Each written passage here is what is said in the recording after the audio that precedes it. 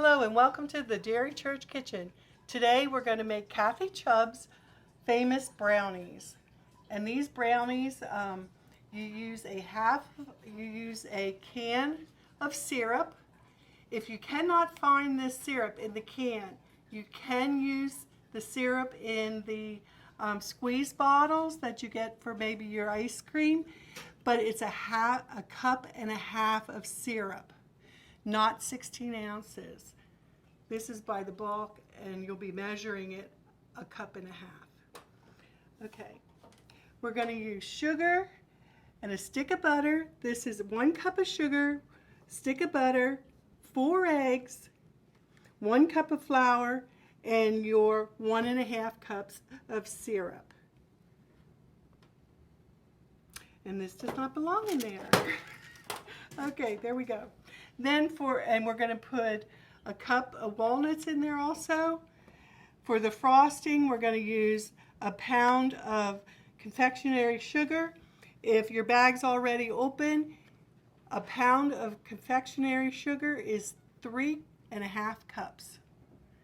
Okay, and then we'll use a dash of salt, and of course the Hershey cocoa, and some butter, and a dash of salt. Milk to make it creamy.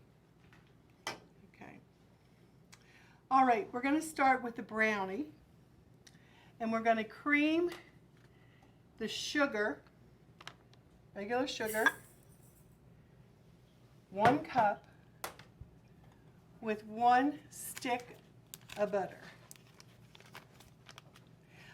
Another thing is when you're baking, it's best to use all your ingredients, even your eggs, at room temperature. Unless it says, like maybe if you're making a pie, and to make crumbles, it will say cold butter. But if it doesn't say anything about it, use your room temperature. They get much better. And it's less frustrating. So we're going to cream that really well. In the meantime, I'll break the 4 eggs. And it's nice if you break them ahead of time. And again, room temperature is good. Set this out again.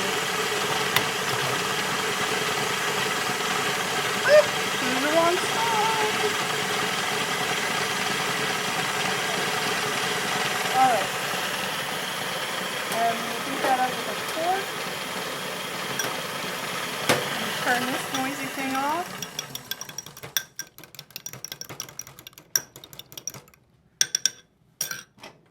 And we're gonna,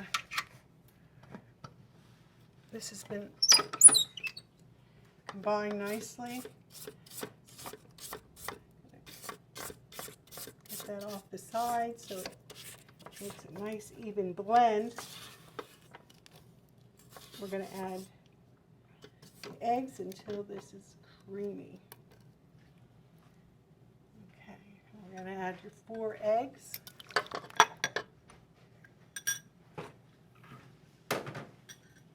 And beat that a little bit.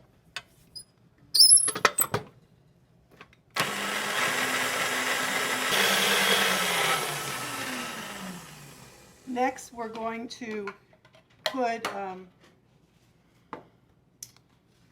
cup of flour, and let's put in the syrup first. Now remember, this is a cup and a half because I'm using it in, it's not in the can.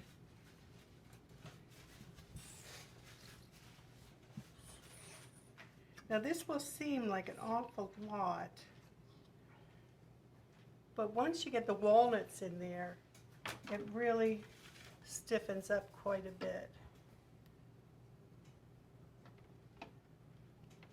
And we'll get as much out. It's really nice when you can find the cans because it's already pre-measured, but I don't know. Okay. Mix that a little bit.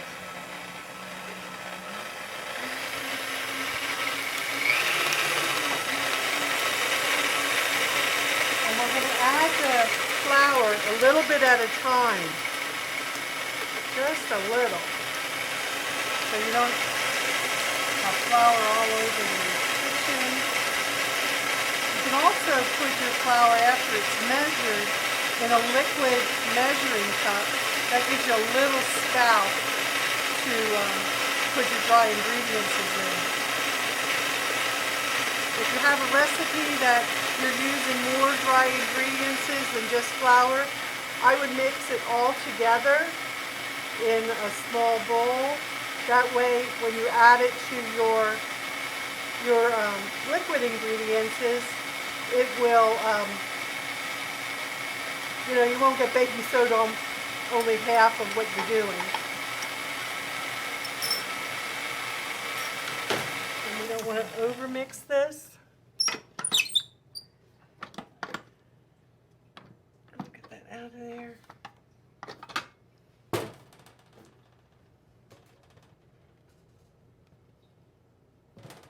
Clean everything off as much as we can.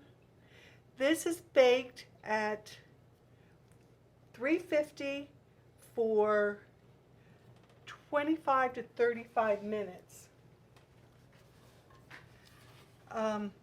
You bake it until the sides start leaving, the brownies leave the side of the pan, separates from the pan. I think we have that mixed pretty well. And we'll want to use pan baking spray that has the flour in it also. Always spray your pans over a sink or your counter because it can be pretty slippery if you get it on the floor. Okay. And this is the 1 cup of chopped walnuts. Put that in there. If you don't want walnuts, you don't have to put them in.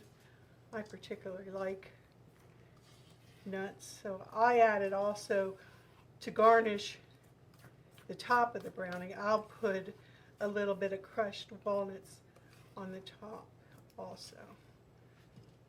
And all we do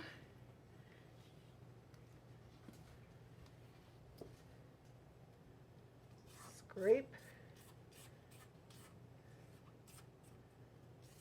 I don't know where Cathy got this recipe. It might have been in, a lot of times when you went through the plant, they would give you new recipes from the test kitchen. I don't know where this came from, but I'm sure it was on, like a syrup. It was probably on the syrup can at the time when she found it. But she used to make this a lot when she would have the Lafayette alumni over at the house. They always were treated to it. Okay, then you just spread that out and you put it in your oven for 25 to 35 minutes. I had an aunt that made really good chocolate frosting. So what I do is I use her recipe. And we'll mix that up now if I could find my extra mixing bowl. This is very easy also. You kind of get the theme. I like easy. So, okay. And we'll use the whisk attachment. Okay. Now this consists of 1 pound of the confectionery sugar, a dash of salt, a bar of butter, and the cocoa.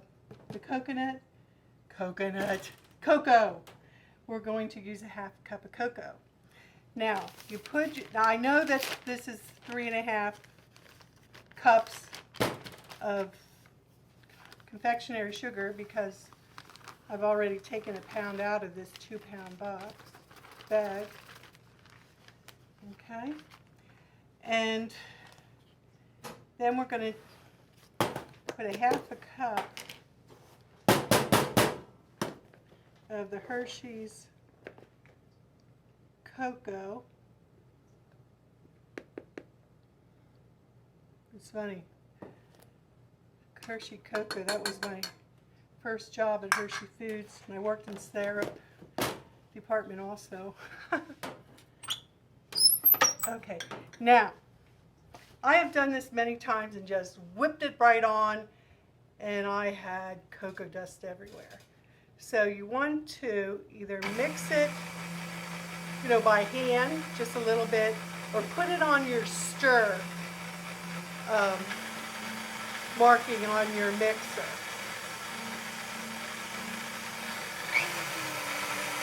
Okay. Now, we're going to, this butter is sort of at room temperature. We have a stick of butter that we'll put in here. And a dash of salt. That looks like a dash. Throw it in there. And we have the vanilla is 1 teaspoon of vanilla. We'll put that in. Just a little more, but vanilla's good. And mix, again, put this on stir. Oh, see, I got it all over the place.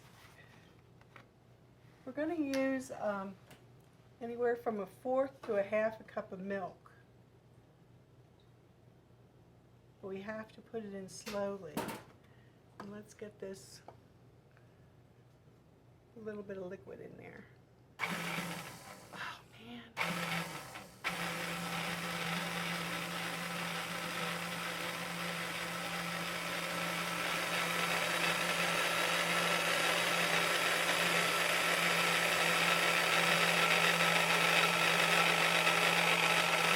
Now, if this is softer butter, it would be going a lot better.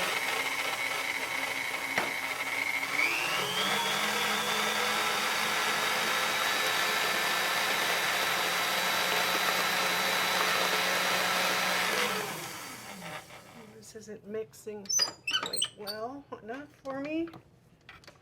Let's see what I can do here. Take the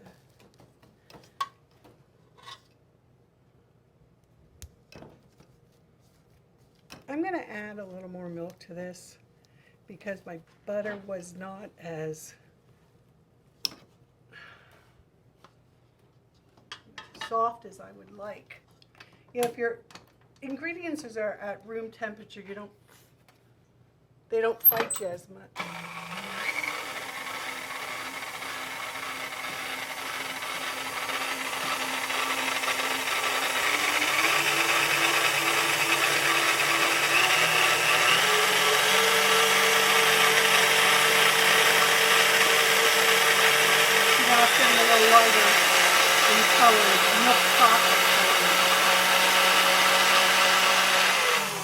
Straight down the sides. We'll just give it one more whirl and I think we can call it a day for this.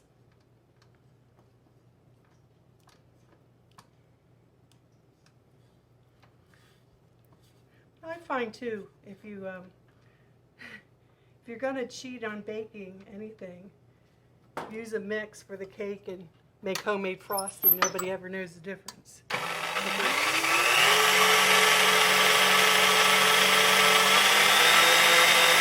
I think that should be enough of this.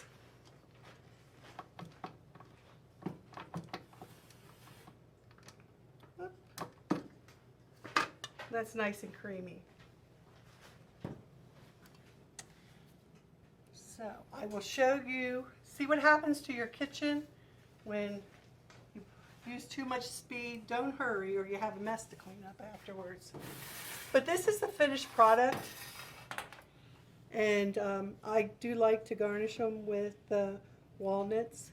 That way people know that there are walnuts inside. If they're allergic to, nuts or something, it gives them a big clue that they should probably stay away from it. Gary, would you like to try these? Okay, we'll take one little bite here.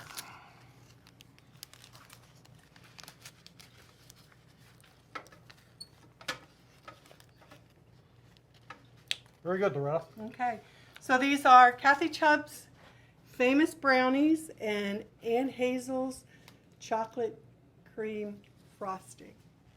Remember, Jesus and germs are everywhere, so wash your hands and say your prayers.